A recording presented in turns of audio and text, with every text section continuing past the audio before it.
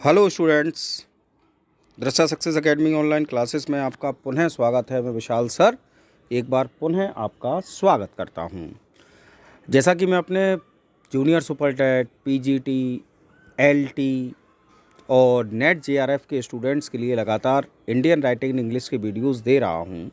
इसी क्रम में मैं आज एक बहुत महत्वपूर्ण जो इंडियन राइटिंग इन इंग्लिश में बहुत ही महत्वपूर्ण आप कह सकते हैं जिनकी पोजीशन है, हमारे सिलेबस में है, बहुत क्वेश्चन पूछे जाते हैं, ऐसी एक पोइटेस, ऐसी एक राइटर से कनेक्टेड वीडियोस लेकर आया हूं। नाम है कमला दास। इंडियन राइटिंग इन इंग्लिश को जानने वाला, इंडियन राइटिंग इन इंग्लिश को पढ़ने वाला ऐसा कोई भी व्यक्ति नहीं है, ऐसा कोई भी स्टूडेंट नहीं है जिसने कमला दास को ना सुना हो, जो कमला दास की महान व्यक्तित्व और महान राइटिंग को ना जानता हो। तो कमला दास लिखा है 1934-2009, यानी कि 1934 में इनका जन्म है और रिसेंटली 2009 में इनकी डेथ हुई है। तो पहला पॉइंट लिखते हैं, और जैसा कि मेरा वीडियो होता है आपको पता है कि इम्पोर्टेंट फैक्ट्स अबाउट लाइफ और इनके अचीवमेंट्स और साथ ही साथ इनके जो इम्पोर्टेंट वर्क्स हैं उन पर चर्चा करेंगे। तो पहला पॉइंट है, she was born on 31 March 1934 at Punnayurkulam in Malabar district Kerala, यानी कि इनका जन्म 31 मार्च 1934 को पुनायरकुलम, जो कि मालाबार डिस्ट्रिक्ट में एक क्षेत्र पड़ता है जो कि केरल में है, वहाँ इनका जन्म हुआ था। नेक्स्ट पॉइंट है आपका, her father's name was BM Nair, इनके पिता का नाम BM नायर था। एंड हर मदर वॉज बालामणि अम्मा, और इनकी माँ का नाम बालामणि अम्मा था। ठीक। तीसरा पॉइंट है, हर real name was Madhavi Kutty, इनका वास्तविक नाम जो था वो था माधवी कुट्टी। क्या नाम था? माधवी कुट्टी इनका रियल नेम था। नेक्स्ट पॉइंट है, she was married in 1949 at an early age of 15, इनका विवाह 1949 को, जब इनकी उम्र 15 वर्ष की थी, तभी इनका विवाह हो गया था। आगे, her husband was Madhav Das. अगर हम बात करें इनके हस्बैंड की, तो इनके हस्बैंड का नाम था माधव दास। तो माधव दास नामक व्यक्ति से इनका विवाह हुआ। An employee of the Reserve Bank of India, और साहब माधव दास जो थे वह रिजर्व बैंक ऑफ इंडिया में एक एम्प्लॉय थे, who letter work for the United nation, और आगे चलकर ये यूनाइटेड नेशन में भी इन्होंने वर्क किया है, माधव दास जी ने, जिनसे कि कमला दास जी का विवाह हुआ था। नेक्स्ट पॉइंट है आपका, she is the first Indian women writing in English who openly talks about the sexual desires and experiences of Indian women, यानी कि ये पहली भारतीय ऐसी महिला लेखिका थीं जिन्होंने कि सेक्सुअल डिज़ायर्स पर खुलकर अपनी राइटिंग की, और साथ ही साथ अपने एक्सपीरियंसेस, जो सेक्सुअल एक्सपीरियंसेस होते हैं इंडियन वुमेन के, उनको भी बताया है। नेक्स्ट पॉइंट इनके बारे में है, her husband believed in sex as a matter of routine, but she was starved of the pleasure of sex. She believed it to be an emotional and spiritual bond, but her husband showed coldness in this matter. ठीक, आप लोग समझदार हैं, समझ गए होंगे इसका मतलब क्या है। नेक्स्ट पॉइंट हम बढ़ते हैं, 8th point, she believed in free sex. She changed her lover one after another. भैया ये फ्री सेक्स में भरोसा करती थी, इसी कारण से एक के बाद दूसरा, दूसरे के बाद तीसरा इन्होंने अपनी लाइफ में प्रेमी परिवर्तित किए।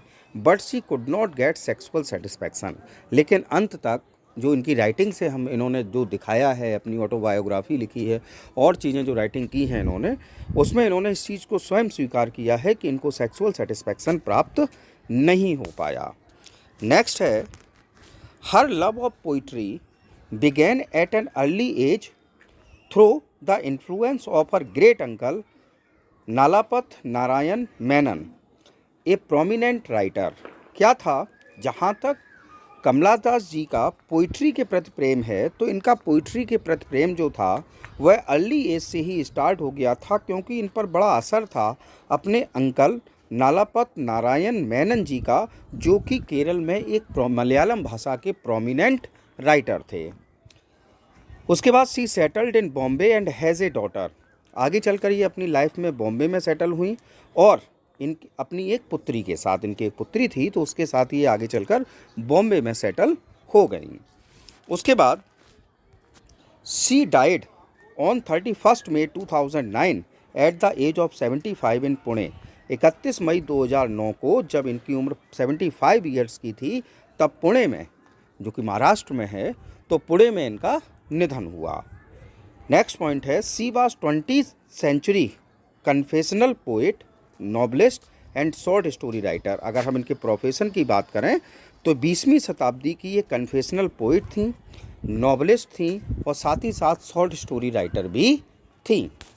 अब हम बात करते हैं literary career and works of Kamala Das, Kamala Das ji के साहित्यिक कैरियर और इनके कार्यों की। तो देखिए, her first book of poetry Summer in Calcutta 1965 was a breath of fresh air in Indian English poetry. इनकी पहली बुक जो है, जिसका नाम, पहला इनका पब्लिश्ड जो पोइट्री की बुक थी, नाम था समर इन कैलकाटा, जिसका पब्लिकेशन हुआ 1965 में और इसको कहा जाता है ब्रीथ ऑफ फ्रेश एयर, यानी कि शुद्ध हवा की सांस। काय के लिए? इंडियन इंग्लिश पोइट्री के लिए, ठीक है ना। ये तो इनकी पहली published work Summer in Calcutta को कहा जाता है was a breath of fresh air in Indian English poetry. Next point आपका आता है her second book of poetry the descendants. इनकी जो दूसरी जो वर्क है, दूसरी बुक है पोइट्री की, नाम है द डेसिडेंट, जिसका पब्लिकेशन 1967 में हुआ है, was even more explicit urging women to herself. ये बुक जो है, जिसका पोइट्री की बुक है, जिसका नाम था द डेसिडेंट्स और इसका पब्लिकेशन होता है 1967 में और ये वुमेन टू हरसेल्फ, यानी कि स्त्रीत्व की बात को करने वाली कविताओं का संग्रह है। नेक्स्ट है इनका work she published a daring autobiography. Daring का मतलब ये हम कह सकते हैं, डेयरिंग ऑटोबायोग्राफी, एक हिम्मत करके इन्होंने ऑटोबायोग्राफी लिखी और उसमें वे चीज़ें इन्होंने लिखी हैं जो कि भारतीय महिलाएं प्रायः बोलना और जिनके बारे में डिस्कशन करना पसंद नहीं करती हैं, तो इसलिए डेयरिंग ऑटोबायोग्राफी शब्द यूज़ हुआ है। माई स्टोरी नाम था, my story. It was originally written in Malayalam. अगर हम बात करें, कमला दास जी ने इसको ओरिजिनल तरीके से मलयालम में लिखा था, later she translated it into English, और बाद में चलकर इसको इंग्लिश में इन्होंने ट्रांसलेट किया। और इसको अगर मलयालम भाषा में नाम दें तो मलयालम भाषा में जब ये माई स्टोरी पब्लिश हुई थी तो इसका नाम था एंते कथा, ठीक है ना। उसके बाद अगला जो इनका वर्क है she was a life long friend of Canadian writer. ये कमला दास जी जो थी वो लाइफ लॉन्ग फ्रेंड रही हैं एक कैनेडियन राइटर की, जिनका नाम था Merrily Weisbord, who published a memoir of their friendship The Love Queen of Malabar in 2010। और भैया, जैसा कि आपको पता है 2000 मतलब इनकी डेथ के बाद इनकी जो ये फ्रेंड थी, कैनेडियन फ्रेंड, नाम था मैरिली बेसबोर्ड, इन्होंने एक मेमोयर पब्लिश किया अपनी फ्रेंडशिप को लेकर कमला दास जी के साथ, और उसका नाम था The Love Queen of Malabar in 2010। तो इसका भी विशेष ध्यान रखें आप। अब इनके पोइटिक वर्क्स की बात करते हैं। तो पोइटिक वर्क्स देखिए लिखे हुए हैं आपके लिए। सबसे पहला द साइरेंस, पब्लिकेशन भी है 1964। दूसरा है समर इन कैलकाटा 1965। तीसरा है द डेसिडेंट्स 1967। चौथा है the old play house and other poems 1973। पाँचवा है कलेक्टेड पोएम्स 1984। उसके बाद नेक्स्ट है द अनामली पोएम्स 1985। उसके बाद 7 नंबर पर आया only the soul knows how to sing, only the soul knows how to sing 1996 में। उसके बाद या अल्लाह कलेक्शन ऑफ पोएम्स है, ये 2001 में आए। उसके बाद दो तीन महत्वपूर्ण वर्क हैं, जैसे कि है the book an anthology of Indo English love poetry, एक बुक पब्लिश हुई, नाम था an anthology of Indo English love poetry, जिसका पब्लिकेशन 1976 में हुआ है। Deals with the love poems of A number of poet, और इस बुक में an anthology of Indo English love poetry जो कि 1976 में पब्लिश हुई, इसमें कई पोइट्स की लव पोइम्स का कलेक्शन है ये। It includes 6 of Das poem, और इसमें कमला दास जी की 6 पोइम्स हैं। यानी कि an anthology of Indo English love poetry जिसका पब्लिकेशन 1976 में हुआ है, जिसमें कि कई पोइट्स की लव पोइम्स का संग्रह है ये। इसमें कमला दास जी की 6 पोइम्स का पब्लिकेशन हुआ है। नेक्स्ट है आपका नेक्स्ट पॉइंट, द बुक। एक और बुक ऐसी छपी, tonight this savage right. Tonight this savage right publication हुआ है 1979 में, जिसमें कुल मिलाकर 34 लव पोइम्स का यूज किया गया है कमला दास जी की, and 41 love pieces of Pritish Nandy an Indian poet. यानी कि टुनाइट दिस सैवेज राइट एक कलेक्शन ऑफ पोइम है जिसका पब्लिकेशन 1979 में होता है, जिसमें कि कमला दास जी की 34 लव पोइम्स हैं और प्रीतिश नंदी जो कि इंडियन पोइट हैं उनकी 41 लव पोइम्स इसमें पब्लिश हुई हैं। उसके बाद नेक्स्ट आपका आता है ये पॉइंट, ये चीज़ें आप लोग बहुत विशेष ध्यान से रखिएगा नाम याद, क्योंकि अभी मैं जब आपको क्वेश्चंस की सीरीज़ दूंगा तो कई पोइम्स ऐसी आती हैं जो कि कलेक्शन ऑफ पोइम्स जो पब्लिश हुए हैं कमला दास जी के उसमें पब्लिश हुई हैं, तो अलग से आपको नाम पता नहीं लगेगा, लेकिन कुछ मोस्ट फेमस पोइम्स हैं और क्वेश्चन इस प्रकार से पूछ लिया जाता है, उन पोइम्स में से किसी का पोइम का नाम दे दिया जाता है और पूछा जाता है ये पोइम किस राइटर ने लिखी है। तो देखिए मैं पोइम्स बोल रहा हूँ, समर इन कैलकाटा, दूसरी पोइम एन इंट्रोडक्शन, तीसरी पोइम ए हॉट नून इन मालाबार, चौथी है माई ग्रैंड मदर्स हाउस, पाँचवीं है माई मदर एट 66। फिर से पाँचों सुन लीजिए, समर इन कैलकाटा, दूसरा एन इंट्रोडक्शन, तीसरा ए हॉट नून इन मालाबार, चौथी माई ग्रैंड मदर्स हाउस, पाँचवीं माई मदर एट 66। उसके बाद फॉरेस्ट फायर इनकी बहुत पॉपुलर पोइम है, द फ्रैक्स, उसके बाद द सनशाइन कैट, उसके बाद ए लॉसिंग बैटल, उसके बाद birds. Forest fire, the freaks, the sunshine cat, a losing battle और वर्ड्स, ये भी महत्वपूर्ण पोइम्स हैं कमला दास जी की। उसके बाद कुछ और महत्वपूर्ण पोइम्स जो मैंने लिखी हैं, कृष्णा, फिर द स्टोन एज, फिर द विंटर, फिर द इन लव और उसके बाद रिलेशनशिप। फिर समझ लीजिए, Krishna, the stone age, the winter, in love और रिलेशनशिप। उसके बाद जो महत्वपूर्ण पोइम्स हैं उनमें देखिए नाम, द मैगॉट्स, उसके बाद द सुसाइड, उसके बाद द लुकिंग ग्लास। तो ये 18 पोइम्स मैंने आपको लिखी हैं जो कि मोस्ट फेमस पोइम्स हैं कमला दास जी की। आप इनको लिख लीजिए, नाम याद कर लीजिए, स्क्रीनशॉट ले लें, जैसा भी आप तैयार कर पाएँ वैसे तैयार करिएगा। आप देखेंगे कि कमला दास जी की इन पोइम्स में से ही क्वेश्चन निश्चित रूप से बन जाएगा। इन्होंने 2 नॉवेल्स भी इनके पब्लिश हुए, एक का नाम है मानस जो कि 1975 में आया और एक का नाम है अल्फ़ाबेट ऑफ लस्ट जो कि 1977 में आया। तो ये इनके कुछ वर्क्स हैं भाई। उसके बाद अवार्ड्स एंड अचीवमेंट्स, क्या क्या इनको अवार्ड मिले, क्या क्या इन्होंने अपने जीवन में अचीव किया। तो देखिए पहला award, award of Asian PEN for her anthology Sirens in 1964। 1964 में इन्हें एक अवार्ड मिला, एशियन पेन जो अवार्ड मिलता है, तो एशियन पेन अवार्ड मिला इन अपनी एंथोलॉजी साइरेंस के लिए। उसके बाद चमन लाल अवार्ड इन्हें दिया गया, Chaman Lal award for fearless journalism in 1971, और ये इन्हें मिला इनकी फियरलेस जर्नलिज्म के लिए, और ये कब मिला, 1971 में। उसके बाद तीसरे नंबर पर है Sahitya Akademi award for collected poems in 1985। उसके बाद इन्हें साहित्य अकेडमी अवार्ड मिला इनकी कलेक्टेड पोइम जिनका पब्लिकेशन 1985 में हुआ था। उसके बाद इनको एशियन पोइट्री प्राइज़ मिला 1998 में। कब मिला, 1998 में एशियन पोइट्री प्राइज़। उसके बाद इन्हें मिला Kent award for English writing from Asian countries in 1999, यानी कि कैंट अवार्ड इन्हें मिला, काय के लिए मिला, for English writing from Asian countries, और ये इन्हें कब मिला, 1999 में। उसके बाद इन्हें ऑनोररी डीलिट की उपाधि दी गई बाय यूनिवर्सिटी ऑफ कालीकट इन 2006। 2006 में यूनिवर्सिटी ऑफ कालीकट की तरफ से इन्हें ऑनररी डीलिट की उपाधि से सम्मानित किया गया।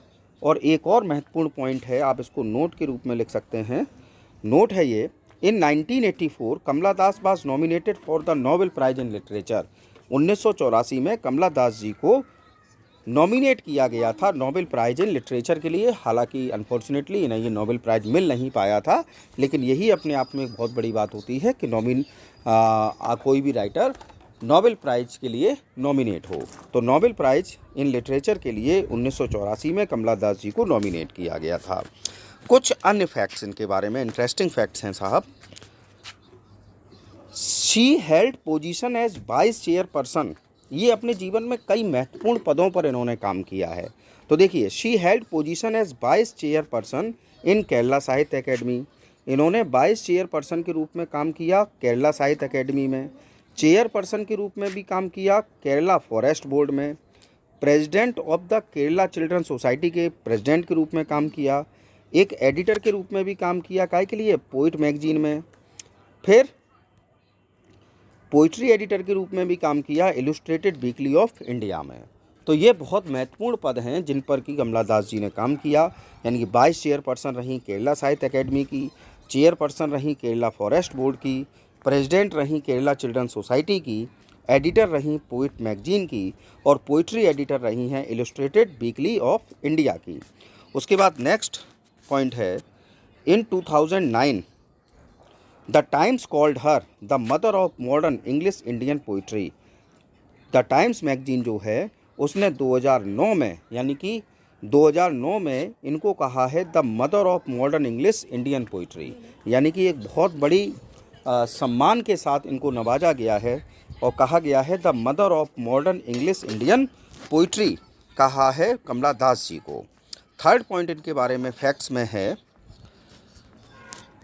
इन 1999 में एट द एज ऑफ 65, जब इनकी उम्र 65 वर्ष की थी, कमला दास एम्ब्रेस्ड इस्लाम। 65 वर्ष की उम्र में कमला दास जी ने इस्लाम धर्म अपनाया एंड एज्यूम्ड द नेम कमला सुरैया। और अब 65 वर्ष की उम्र में जाकर अपना नाम परिवर्तित किया और नाम रखा कमला सुरैया। तो फिर से इस बात को पॉइंट को ध्यान रखें, 1999 में जब कमला दास जी की उम्र 65 वर्ष की थी, तब इन्होंने इस्लाम धर्म अपनाया और इस्लाम धर्म अपनाने के बाद अपना नाम परिवर्तित किया और कमला दास जी की जगह अपना नाम किया कमला सुरैया। एक और इंटरेस्टिंग फैक्ट है इनके बारे में, she launched a national political party, Lok Seva party. इन्होंने एक राष्ट्रीय राजनीतिक पार्टी का भी गठन किया था और उस पार्टी का नाम था लोक सेवा पार्टी। क्या था? द लोक सेवा पार्टी नाम से इन्होंने एक अपनी पार्टी भी, पॉलिटिकल पार्टी भी बनाई थी। और लास्ट पॉइंट है इनके बारे में इंटरेस्टिंग फैक्ट का, in 1984 she unsuccessfully contested in the Indian parliament election, यानी कि 1984 के इलेक्शन में, जो पार्लियामेंट्री इलेक्शन होते हैं हमारे यहाँ, तो 1984 के इलेक्शन में ये चुनाव भी लड़ी पार्लियामेंट का, लेकिन अनसक्सेसफुल हुई, असफल हुई और ये चुनाव हार गई। सो एक ही बार इन्होंने इलेक्शन लड़ा 1984 में, लेकिन उस चुनाव में कमला दास जी को हार का सामना करना पड़ा। तो आज के इस वीडियो में मैंने आपको कमला दास जी से कनेक्टेड जो इम्पोर्टेंट फैक्ट्स हैं, जो महत्वपूर्ण जानकारियां हैं, जो उनके इम्पोर्टेंट वर्क्स हैं, जो अचीवमेंट्स हैं, उसके बारे में आपका परिचय कराया। आई होप आपको मेरा वीडियो पसंद आया होगा और पसंद आएगा। यदि आपको मेरा वीडियो अच्छा लगा हो तो प्लीज़ लाइक, कमेंट और शेयर अवश्य करिए। अधिक से अधिक लोगों तक मेरा चैनल पहुंचाइए, जिससे कि अधिक से अधिक लोग मेरे चैनल से जुड़ सकें। आप लोग बहुत अच्छा मुझे सहयोग देते हैं, तो मैं आपसे पूर्ण आशा करता हूं। और जब जितने ज़्यादा कमेंट होते हैं, जितना आप लाइक करते हैं, जितने व्यूज़ होते हैं, तो मुझे भी नए नए वीडियो देने की, आप कह सकते हैं, इंस्पिरेशन, प्रेरणा मिलती है। तो आप प्लीज़ अधिक से अधिक लोगों तक मेरा चैनल पहुंचाइए। और यदि अब तक आपने मेरा चैनल सब्सक्राइब नहीं किया है तो please subscribe my channel. Thanks for watching. Good night.